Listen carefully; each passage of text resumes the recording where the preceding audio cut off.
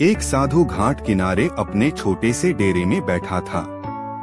वहाँ वह धुनी रमाकर दिन भर बैठा रहता और बीच बीच में ऊंची आवाज में चिल्लाता, जो चाहोगे सो पाओगे, जो चाहोगे सो पाओगे।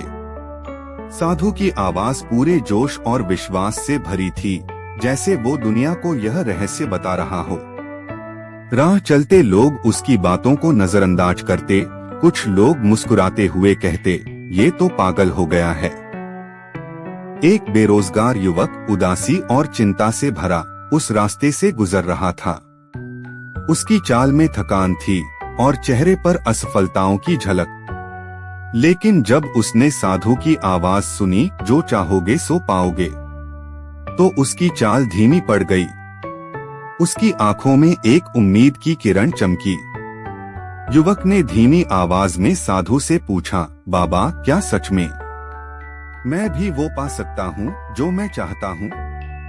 उसकी आवाज में हल्की झिझक थी, लेकिन आंखों में गहरी उम्मीद। साधु की आंखों में दया थी और उसके चेहरे पर एक शांत मुस्कान फैली। उसने गहरी आवाज में कहा, हाँ बेटा, बिल्कुल।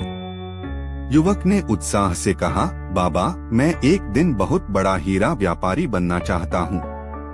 क्या आप मुझे ये बना सकते हैं? उसकी आवाज में जोश और उमंग थी, मानो वो अपने सपनों की दुनिया को देख रहा हो। साधु मुस्कराया, उसकी आवाज में गहरा विश्वास था। हाँ, मैं तुम्हें एक हीरा और एक मोती दूंगा जो तुम्हारी मदद करेंगे।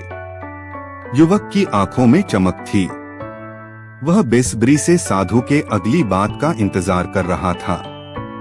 साधु ने युवक की एक हथेली पर हाथ रखकर कहा, बेटा, ये दुनिया का सबसे अनमोल हीरा है, इसे समय कहते हैं। उसकी आवाज धीमी लेकिन असरदार थी। इसे कभी मत जाने देना। इसके साथ तुम जितने चाहो उतने हीरे बना सकते हो। युवक की आंखों में आंसू आ गए। वह गहरी भावुकता से भर गया था। फिर साधु ने दूसरी हथेली पर हाथ रखा, और ये है सबसे कीमती मोती, धैर्य। उसकी आवाज अब भी गंभीर थी।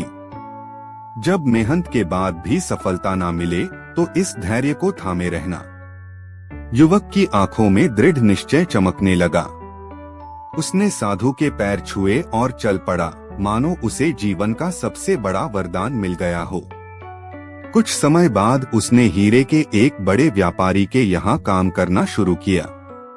कुछ वर्षों तक वह दिल लगाकर व्यवसाय का हर गुण सीखता रहा और वर्षों की कड़ी मेहनत और धैर्य के बाद उस युवक ने अपने सपनों को साकार किया।